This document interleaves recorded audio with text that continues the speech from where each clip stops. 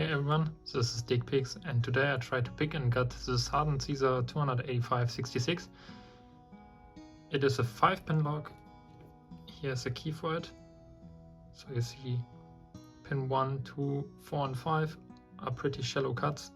Pin 3 is a little bit deeper. It has some spools in there, but nothing too wild. I got said this is called a monoblock lock. I thought it's a shutter bolt lock, but I think both terms are circulating, so a pretty heavy lock for its size.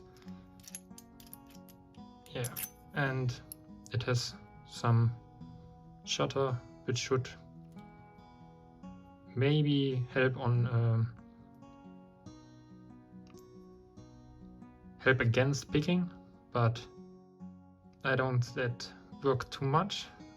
A hardened plate in front and against drilling, and yeah, let's try to pick it. I really have to say it isn't an easy lock. I use this multi-pick tensioner with 1mm size. It's not an easy lock because you need some tools for it. You need a deeper tensioner because of the hardened plate, and I use a pretty short Moki round because I need to go around the warding. I can't pick through the warding because the pins go too deep. And yeah, let's try to pick it.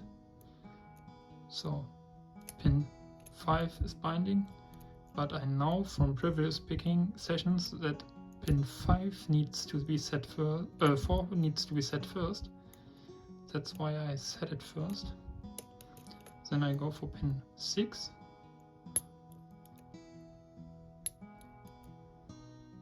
Release a little bit tension, go around the warding.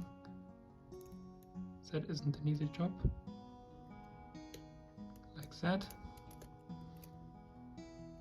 Go again for 4, sorry. That should do the trick, yeah.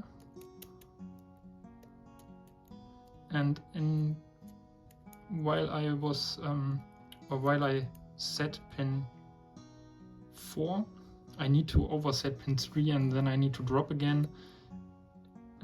Yeah, that's just because of the bitting of this lock. Then pin 1.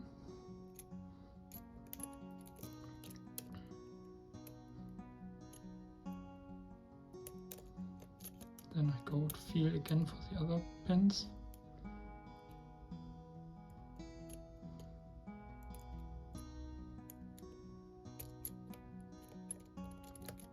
Again for 1.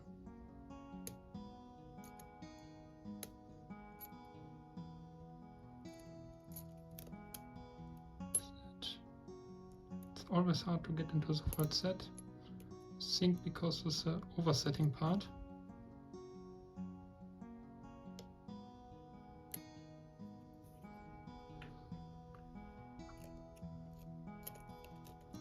And it's not a deep vault set.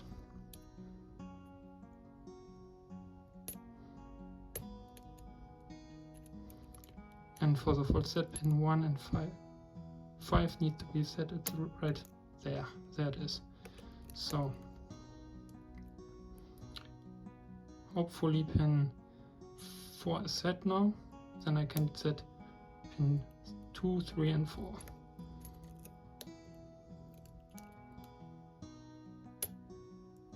That was 5. This warding is really keeping me from getting to the pins.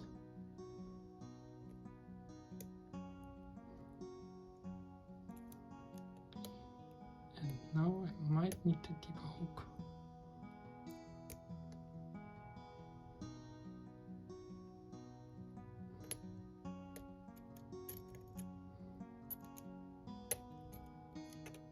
was one of them.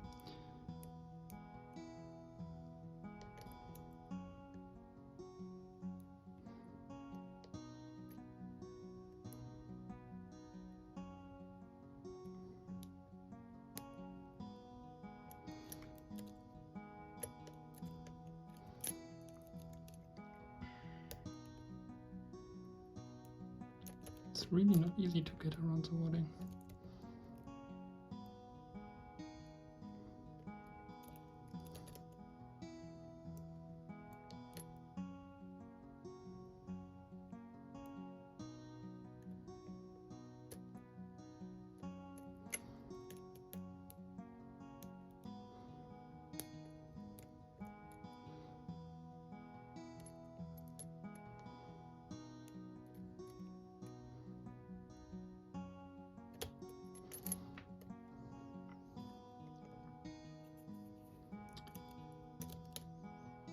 Still hoping that 4 is set already.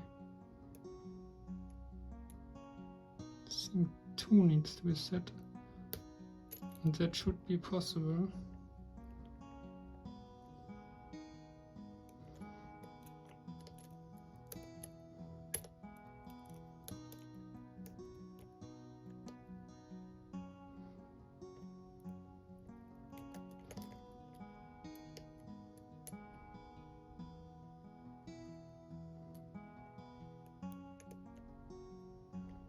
Going over one deeper pick,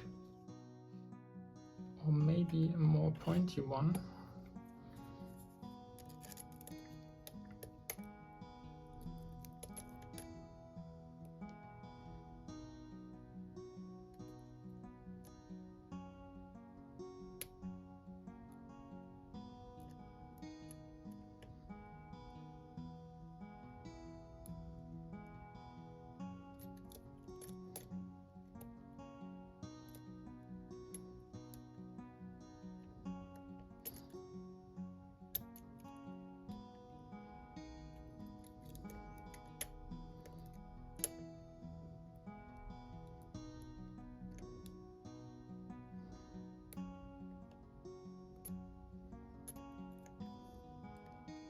Still into the fourth set, and I think I forgot, or I didn't set pin 4 right. It means I need to drop everything else.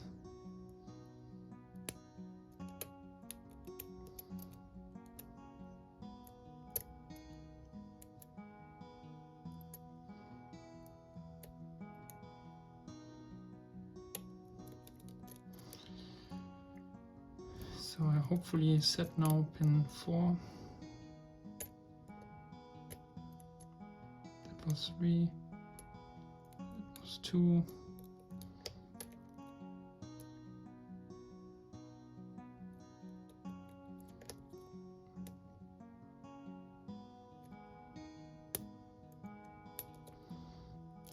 Okay.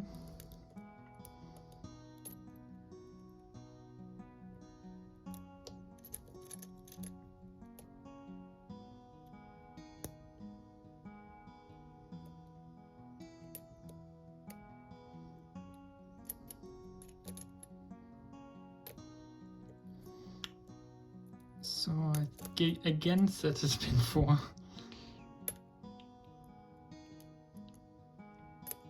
Ah, now it's open. Oh man. What a fight with pin 4.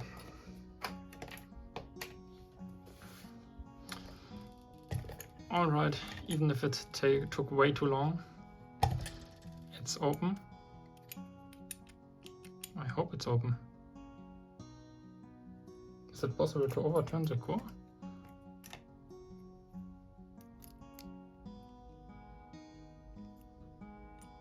Uh-oh.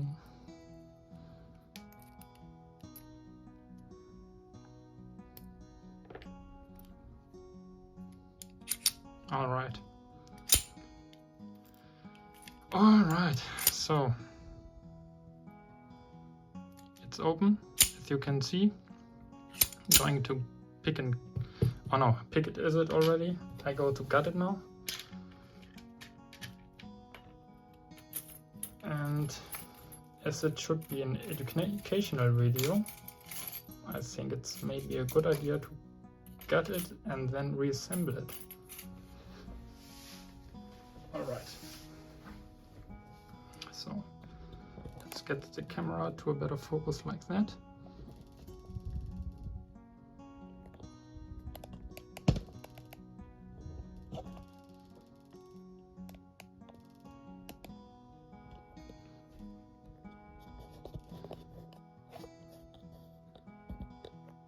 Right. Okay, here we have the lock. I put the vise away.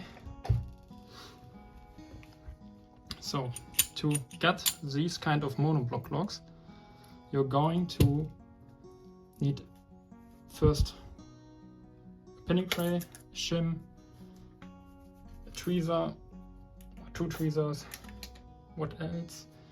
The key isn't always bad to have. And then you take this shim and put it right here into the bolt. Then shove it through, like you can see, and then you can pull out the whole thing. So, because it will maybe get a little bit dirty, I put some towel stuff on it, paper stuff. So I pull this one now out, and maybe I didn't pull it far enough. Okay, I didn't pull it far enough. Okay, let's do it again. So we need to push it all very through like that. Hold the shim and then get the bolt out. Get the shim out, and then there is a pin coming up. You can get this pin already out. Then there will be a spring inside of here. You don't need to take it out at this point. Now for the plate part, I use my pointy tweezers to lift them a little bit up, or maybe just hammer it in your hand.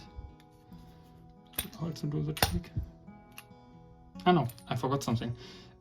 Here is a screw inside, and I hope I have my wrench here. Yes, it is. So you need an Allen key, and you remove the shackle to get to this Allen head, so to this set screw here, or grab screw. And then you don't need to pull it completely out, but you can for sure. So I will disassemble it completely now. So here it is. And now we are able to open this plate.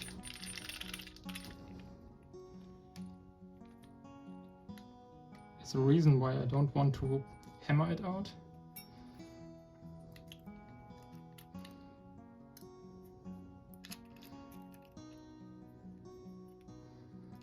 And the reason is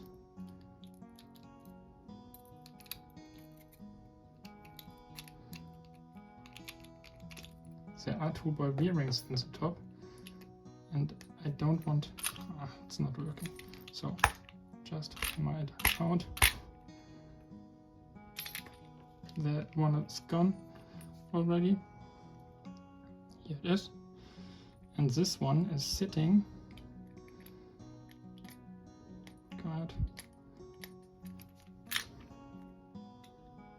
sitting in there.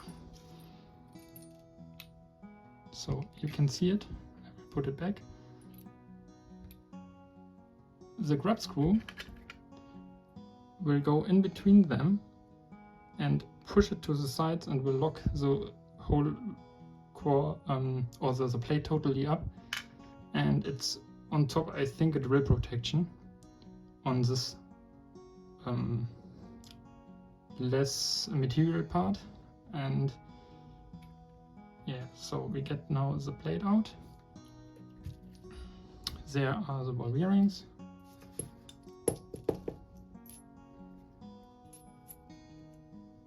Wow, I'm quick with losing stuff today. Oh, there it is. So 2 ball bearings there. Here is this plate which is always getting in the keyway. It's just annoying, so not very helpful, I think. The wording does way more to it. That is a plate on the front, and here we have the core. So, and when you remove this one, I put it now over here for this time, a lot of stuff will fall out. The first is the spring from the top.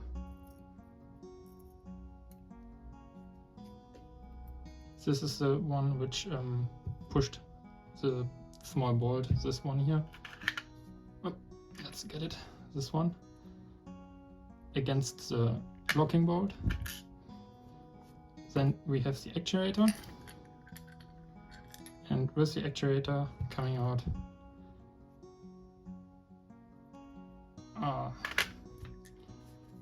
another ball bearing. Where is it? Oh, it's caught in there in this groove.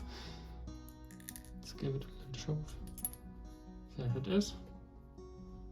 And this is the part in the rear of the lock. So you have this pin, this big pin, pushing up through the actuator and locking up the bolt on the rear when you close the lock. So I can show it later. Maybe. I think it's better later. And yeah, this is the lock body, completely empty now. And now we get to the gutting part of this lock, or this of the core, of the cylinder. Mind the holes here, because if you turn it too far, key pins can fall out. So we lock it up now, like that. And now we want to remove the clip at the end.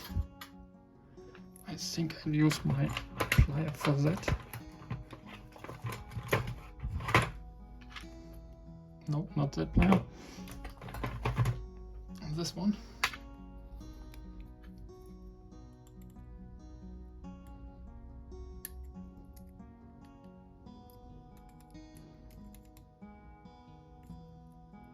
Just do less damage to it than my other stuff.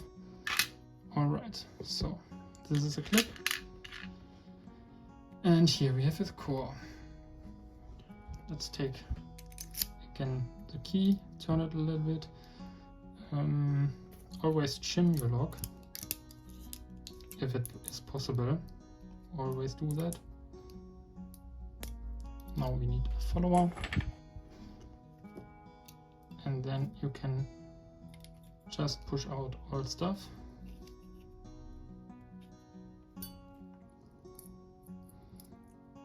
Pull out the key.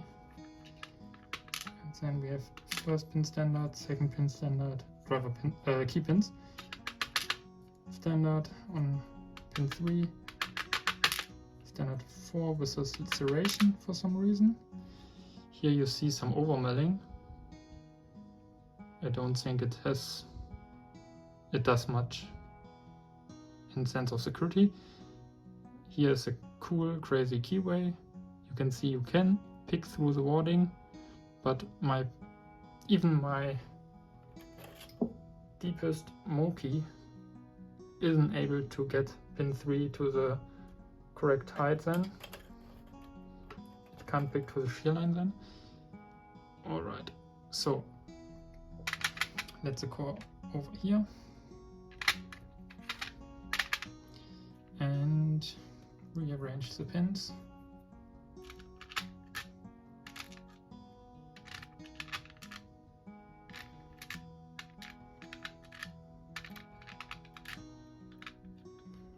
that. And now pull out the shim and get your pins, your driver pins. So you can turn the follower like that, then you can just get pin by pin. So driver pin 1 is the standard, driver pin 2 is the spool,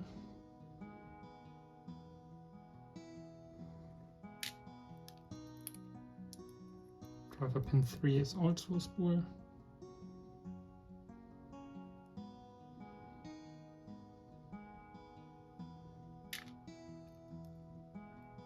driver pin 4 again the spool, and then we have pin 5. Yeah, kind of double serrated, but with really big serrations. So I won't. Will I get out the springs? Yeah, I get out the springs.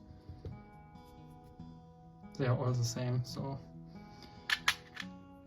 I don't take too much attention now where they belong, because they are all the same.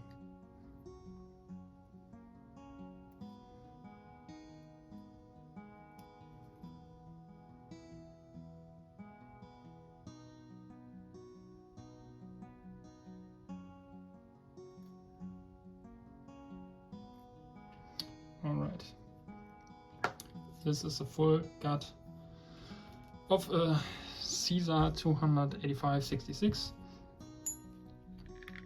I think there's enough difficulty to be a blue belt lock because of the crazy wording, and it's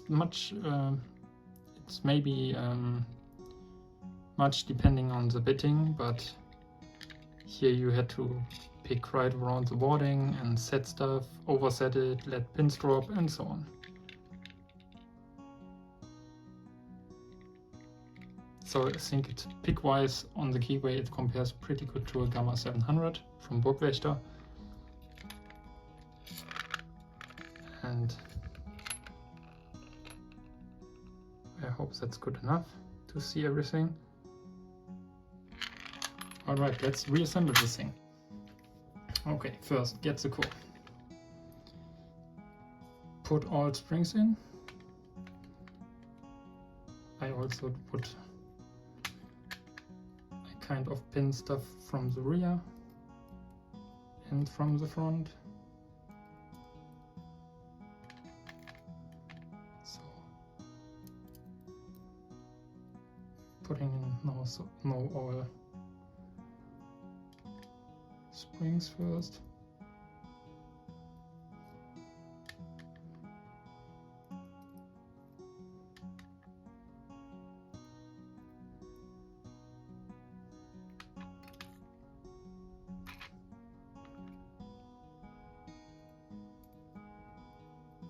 So now we can look whether all springs are inside. Looks good. Also, you see here is a little groove. This is the rear, this is the front, which is clean. Also you can see it on the top. Here's a smaller distance than here. And now let's reassemble this thing. I go always for this to the front, so I can see it with pinning where I'm at, so sorry. And then I go first for pin 4, push it in, get the follower over it, pin 5, lay it in, push it, turned. Okay, again, drop it into the hole, push the follower on it, the tweezer on it, push it through, and then the follower over it. Now this is the front, and just show all 3 pins which are left. Here you see on the rear, which is pin 4, you already pinned it. I can let it come up a little bit again. Oh, you don't see it here, pin 4. It's just, you don't need to show it, but on pin locks with more pins, I always make sure I'm at the last pin. It's just about counting, I think. Yeah, this is pin 3. Get it in, over, pin 2, in. Oops. Shove the follower a little bit to the front. Get the pin in, show it over, and now the last pin, pin 1. Get it in, push it down, shove the follower over it. So, or push the follower over it. And then again, I always shim, even if I reassemble. So now I can kind of push it like that. And now I will reassemble my core. Just put the pins in, 1, 2. Yep, dropped, but I think this is 3. This is 4.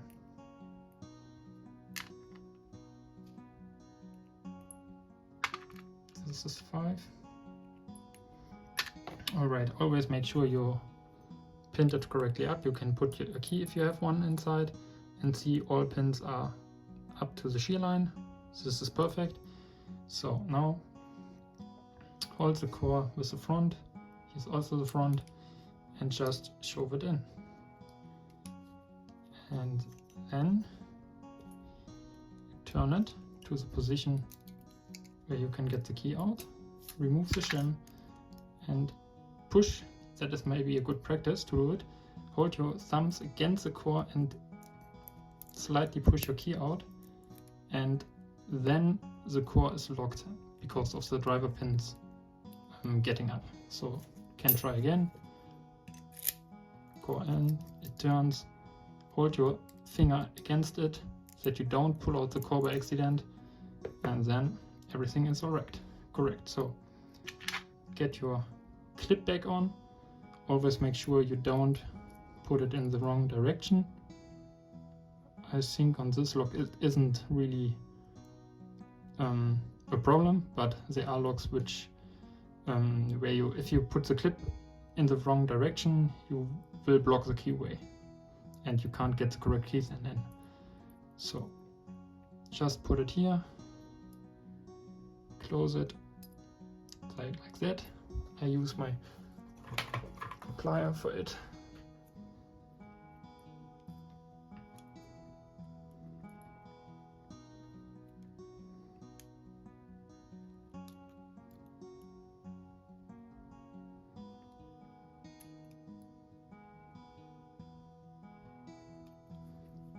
Alright, so it's absolutely closed. I shake again.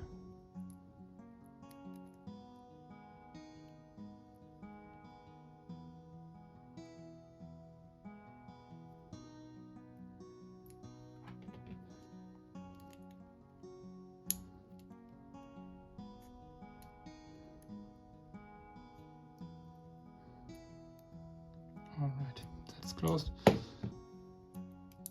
And then you can just reassemble everything.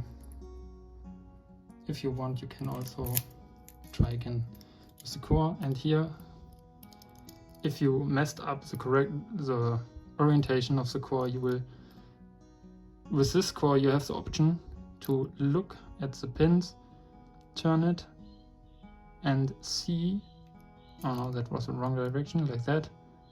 And see if the pins line up with the holes. If they do, you are good. And you also know that you're good because you could get out the key and everything is fine. It wouldn't work if you pinned it up wrong.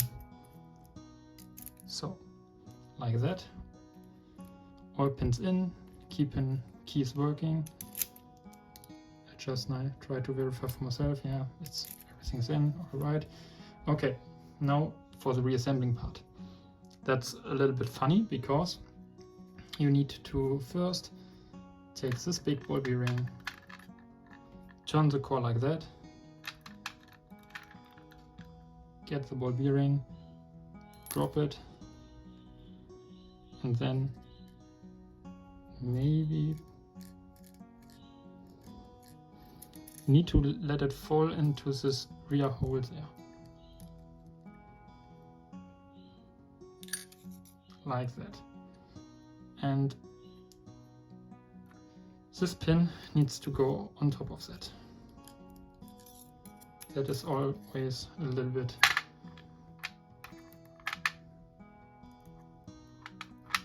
just kind of playing around until you got it.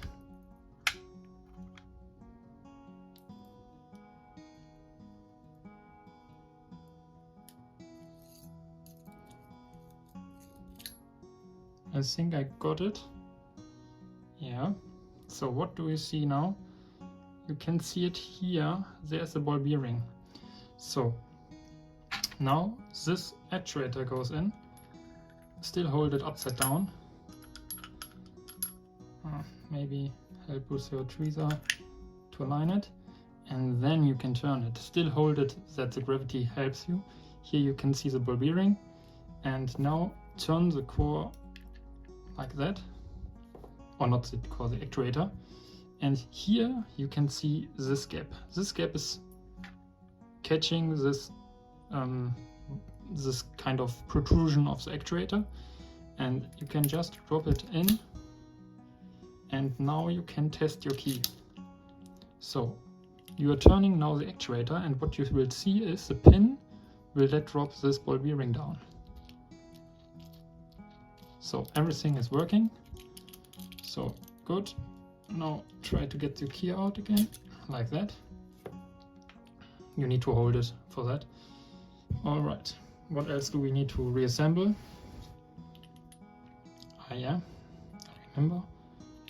You need to get out the core while having it at this position. Turn it a little bit, get it out, and then you're going to reassemble this spring because you can put it here. It's easier to put it from underneath, I think.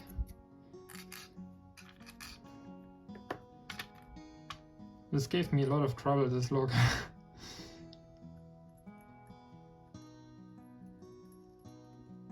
Like that. And it comes already on top out of there. Alright, so spring is in, that's good. Now put the core back in, like that. The spring can't fall out anymore. And now you only need to get this pin over it.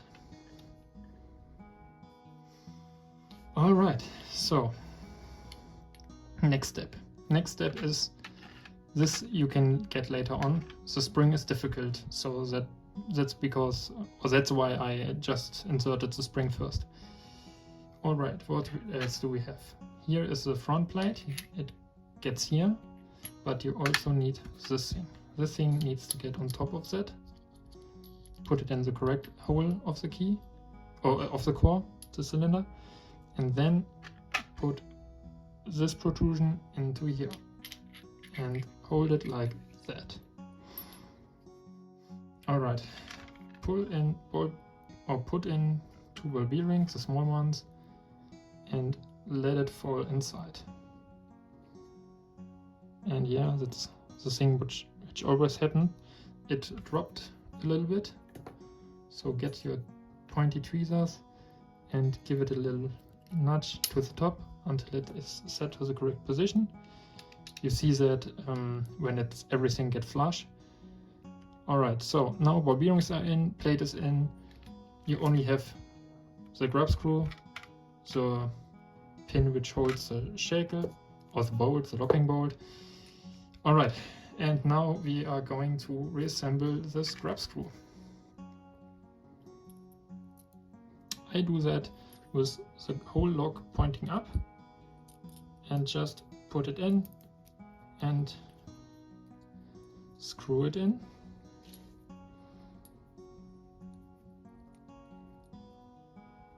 and at some point there will be some obstacle in the way, and that's the ball bearings which need to set to the correct position. I hope they will. Yeah, I think I got them to the position where they belong. Nope, not yet.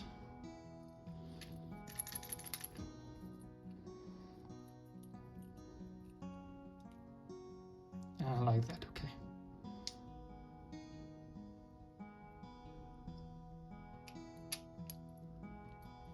Yeah, like that. Now it's better. So it's again flush, you need to pay attention to that. And the grub screw went now in between those ball bearings down and pushed them to the sides. So just turn it until it doesn't is able to turn anymore under light force. Yeah, that's enough.